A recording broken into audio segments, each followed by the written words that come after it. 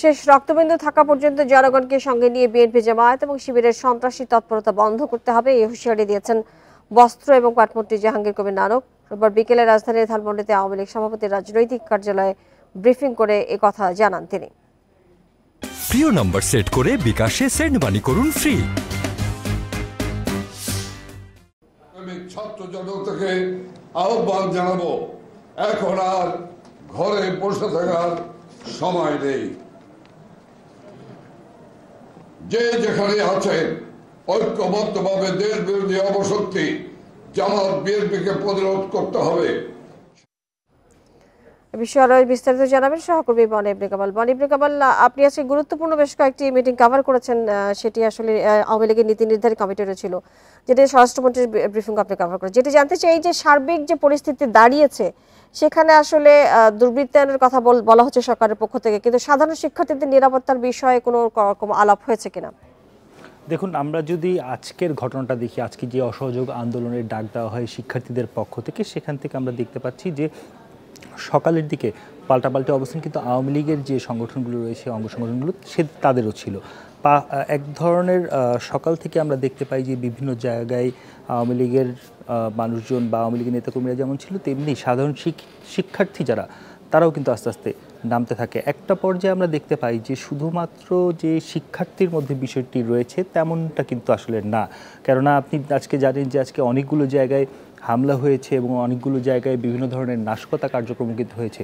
সাধারণ শিক্ষার্থীদের পক্ষ থেকে এমন কিছু করা হয়েছে তা কিন্তু আসলে খুব বেশি মনে হচ্ছে না। আমরা যদি অন্যান্য জায়গাগুলোর কথা দেখি, আমরা সকাল থেকে মিরপুরের দিকে নজর রাখছিলাম। মিরপুর আমরা দেখছিলাম যে শিক্ষার্থীরা আস্তে আস্তে জড়ো হচ্ছে, আওয়ামী লীগও নেতাকর্মীরাও ছিল, পুলিশও ছিল, তাদের মধ্যেও এক ধরনের সংঘাত কিন্তু আমরা দেখতে পেয়েছি। অন্যান্য যে জায়গাগুলো রয়েছে সেসব জায়গা আমরা দেখতে পেয়েছি।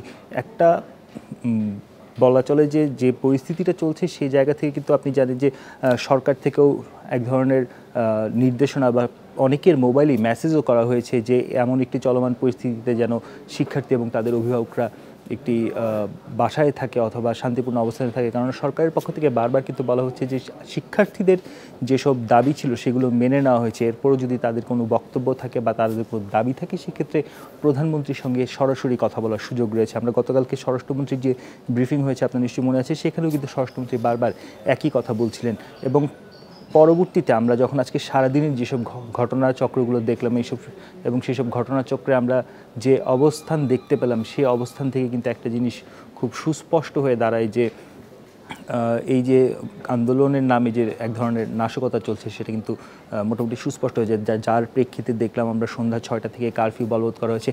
এই মুহূর্তে কিন্তু রাজধানীর পরিস্থিতি যদি আমরা বলি, রাজধানীর পরিস্থিতি থমথমে বটে, কিন্তু এই মুহূর্তে আসলে সংঘর্ষের তেমন কোনো তথ্য কিন্তু আমাদের কাছে নেই, অর্থাৎ সংঘর্ষ হচ্ছে কোথাও সেরকম না। তবে অলিতে গলিতে এখনও কিন্তু শিক্ষার্থী বা আন্দোলনকারী যারা আন্দোলন করছে তাদের অবস্থান রয়েছে, তাদের মধ্যে দুর্বৃত্তরাও রয়েছে, এরকম তথ্য আমরা পাচ্ছি।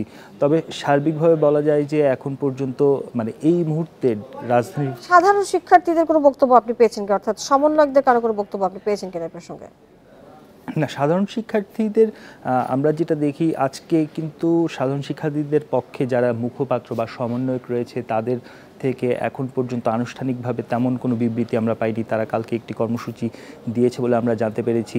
এরকম একটি অবস্থান কিন্তু চলমান আছে এবং সারাদিনের যে ঘটনাচক্র, সেই ঘটনাচক্রে আমরা এখন পর্যন্ত যা শুনতে পাচ্ছি প্রায় 2 শতাধিক আহতের মতো ঘটনা রয়েছে এবং সেখানে যে শুধুমাত্র শিক্ষার্থী আহত তা কিন্তু নয়। আপনি জানেন যে সিরাজগঞ্জে একটি থানায় হামলা হয়েছে, সেখানে পুলিশ সদস্য মারা গেছে।